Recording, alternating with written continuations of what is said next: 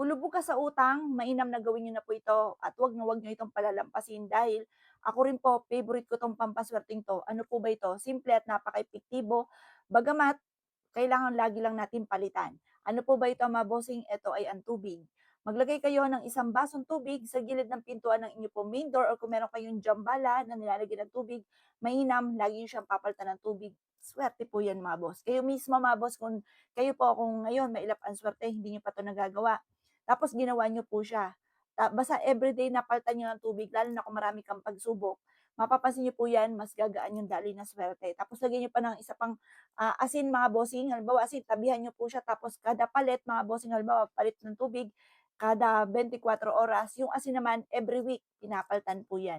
Nako mga boss, yan po karirin niyo po na sa loob ng 1 buwan.